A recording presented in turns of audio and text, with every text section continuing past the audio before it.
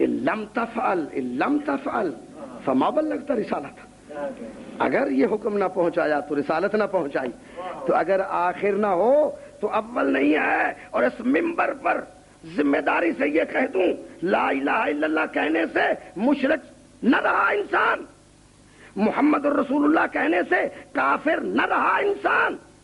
اور جب علی ولی اللہ کہا تو مومن بن گیا. لیکن یاد رکھیے، جب تک علی ولی اللہ نہیں کہے گا، نہ لا الہ الا اللہ فائدہ بخشے گا، نہ محمد الرسول اللہ فائدہ بخشے گا.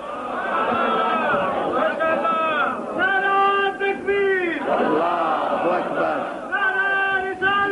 یا رسول اللہ.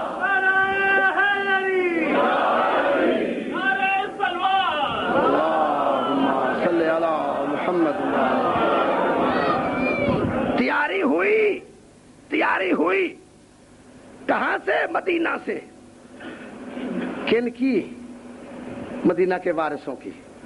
بی بی سکینہ کہتی ہے حسین کی بڑی پیاری بیٹی. حسین کہتے تھے کہ وہ گھر مجھے اچھا نہیں لگتا. واویلا ہے واویلا، جس میں رباب اور سکینہ نہ ہوں وہ گھر مجھے اچھا نہیں لگتا. کربلا کی تاریخ گواہ ہے کہ سید الشہداء اپنی بچی کو بار بار کہتے تھے، جب تک میں زندہ ہوں نا سکینہ تو نہ رو، تیرے رونے سے میرا دل جلتا ہے.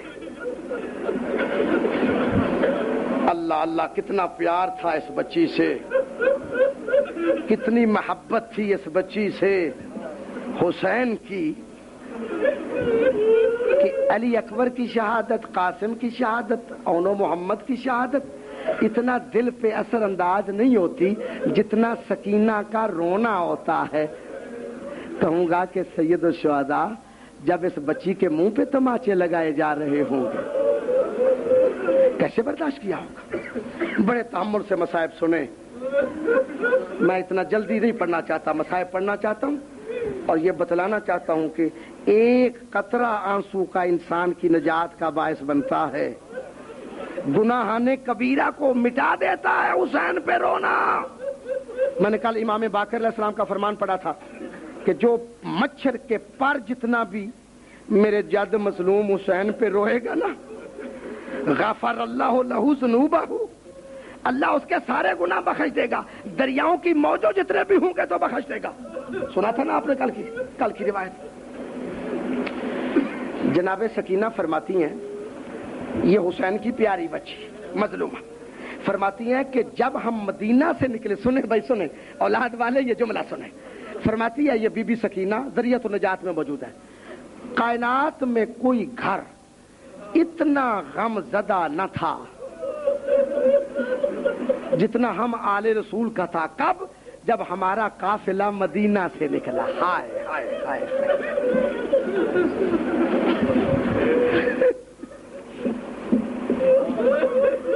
میں ایک سوال کر سکتا ہوں؟ مجھے معاف کرنا، ایک سوال کر سکتا ہوں؟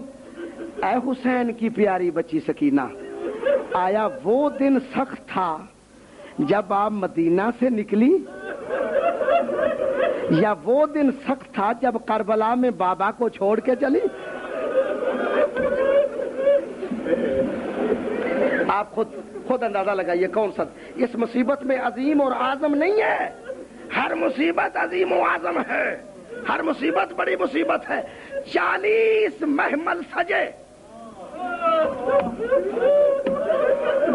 اللہ اکبر. اے خدا، اس امام بارگاہ کی بڑی مقبولیت ہے. خدا اس امام بارگاہ میں کہ بانیوں کو اجر عظیم دے، انتظام کرنے والوں کو ہمیشہ زندہ و سلامت رکھے. آپ حضرات کو ہمیشہ یہاں توفیق دے، سنتے رہیں. بابا کیسے میں ادا کروں یہ جملہ؟ 40 محمل سجے. ابھی تو میں پڑھنا چاہتا ہوں مصائب، اب خدا مجھے ہمت دے. 40 محمل سجے، بیویوں بچوں کو سوار کرایا جا رہا ہے. عزادارو، اسی اثنا میں ایک جوان گھر سے نکلا جیسے 14ویں کا چاند ہو. سنو بھائی، پتھر دل کا میں ضامن نہیں. کہا چھوڑ دو راستہ، چھوڑ دو راستہ. پھر پھر اس کے بعد 2 بیویاں آئیں جو سید الشہداء کے ساتھ تھی. محمل میں پوچھا گیا یہ 2 بیویاں کون ہیں؟ کہا زینب و ام کلثوم ہے. پوچھا گیا یہ جوان کون ہے؟ یہ کمرے بنی ہاشم حضرت عباس. سواری کیسے تیار ہوئی؟ ایک جملہ سنا دوں، سناؤں جملہ؟ تناب کو پکڑا علی اکبر نے تناب کو پکڑا، کمر کو پکڑا حسین نے اور ہاتھوں کو پکڑا حسین نے. زانو جھکایا عباس نے، اس شان سے زینب سوار.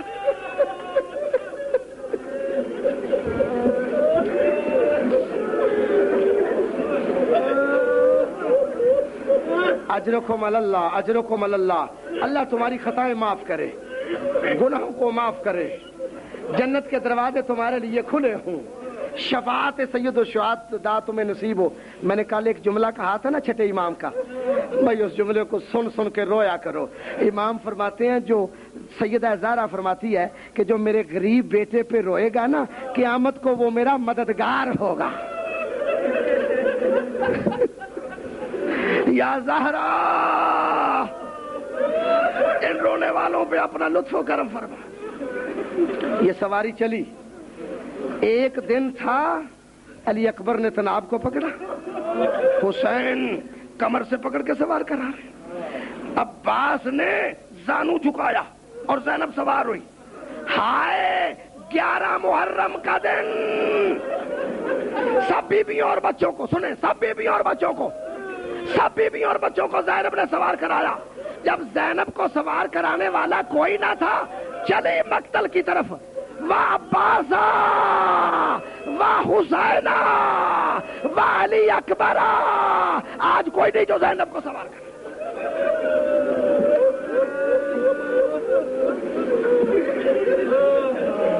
اجرکم اللہ، اجرکم اللہ. یہ قافلہ حسینی، یہ قافلہ اہل بیت، یہ قافلہ زہرا. منزلیں طے کرتے کرتے ایک مقام پہ پہنچا، قادسیہ کے مقام پہ. 2 شخص آتے ہیں کوفہ سے، 2 شخص رجلان اسدیان نے مولا کی خدمت میں سلام پیش کیا. کہا اے مظلوم کربلا، خیمے سے نکل کر ہماری ایک بات تو سن لے.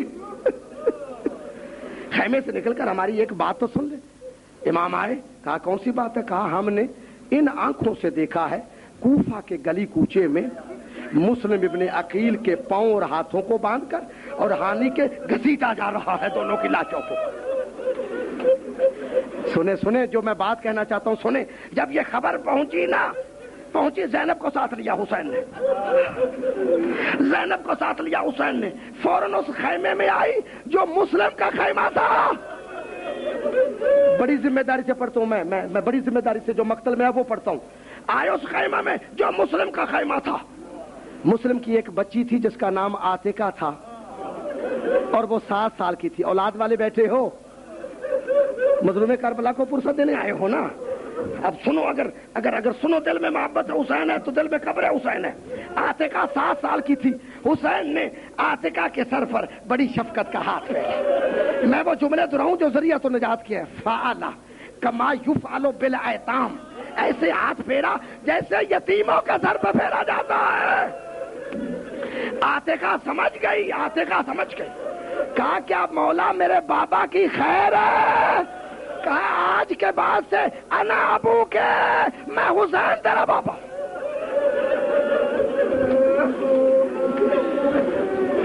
آج کے بعد سے میں حسین تیرا باپ. جعفر طیار جب شہید ہوئے نا، جعفر طیار تو مسجد میں خطبہ دے رہے تھے. مدینہ کی مسجد میں نبی نقشہ کھینچ رہے تھے جنگ کا. اب جنگ موتا میں جعفر طیار کا دایاں بازو کٹ گیا. سن رہے ہو، تھکے تو نہیں ہو؟ یہ 2 جملے. اب بایاں بازو کٹ گیا. اب اتنے زخم آئے. پھر اس کے بعد زہرا کو ساتھ لیا. جعفر طیار کے گھر میں آ کر جعفر طیار کی اولاد سے بڑا اچھا سلوک کیا. اگر جعفر طیار شہید ہو جائیں تو رسول تسلیاں دیں، اگر مسلم شہید ہو جائیں تو حسین تسلیاں دیں. ہائے حسین کے بعد سکینہ. کوئی نہیں تسلی دینے والا، کوئی نہیں تسلی دینے والا۔ بڑا آگے قافلہ کربلا کے میدان میں پہنچا، کربلا کے میدان میں پہنچا، زمین لے کر ہبہ کر دی 3 شرطوں کے ساتھ۔ پہلی شرط یہ ہے کہ بنی اسد کے لوگوں، اگر کوئی میری قبر کا زائر آئے نا تو میری قبر کا نشان بتلانا، یہ پہلی شرط۔ 3 دن تک اسے مہمان رکھنا، یہ دوسری شرط۔ تیسری شرط بتاؤں؟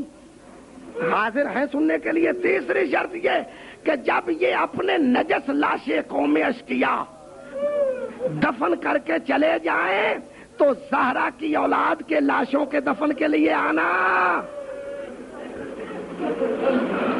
کچھ مٹی پھینک دینا، آنا۔ کہا اچھا اب تم جاؤ اپنی عورتوں کو بھیجو، روایت پڑھ رہا ہوں، مقتل کی عبارت ہے، جاؤ اپنی عورتوں کو بھیجو۔ جب عورتیں آئی کہا کہ اگر کسی وجہ سے تمہارے مرد نہ آ سکے تو تم کسی بہانے سے مقتل میں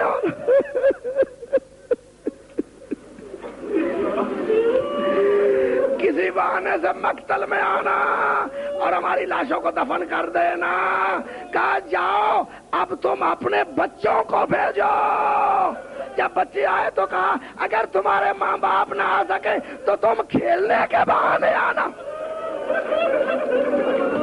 کھیلنے کے بہانے آنا، ہماری لاشوں پہ خاک ڈال دینا۔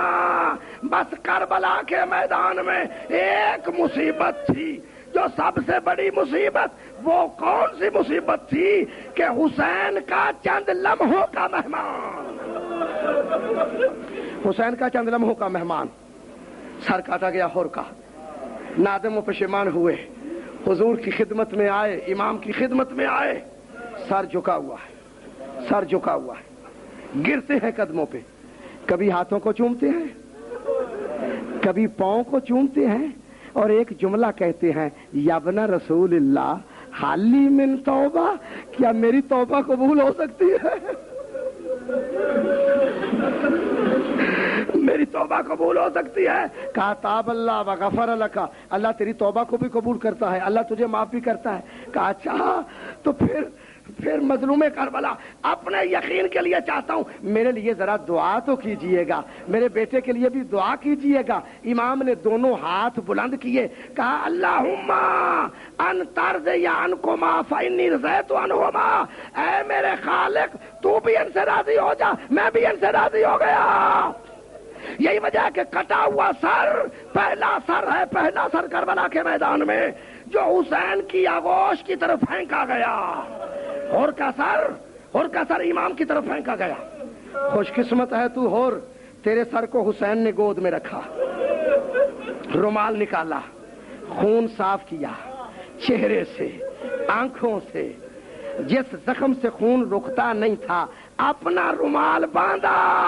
میں کہوں گا کیوں نہیں قیامت آتی، یہ ہور کی قسمت تھی کہ حسین سر کو گود میں لیے ہوئے ہیں۔ ہائے جب مظلوم کربلا کا سر زمین پر پھینکا جائے گا، بقي الحسين مكبوبا على وجه الارض 3 ساعات، 3 گھنٹے تک مظلوم کربلا کا سر گرم ریت پر پڑا رہا۔ مات میں حسین، مات میں حسین، مات میں حسین۔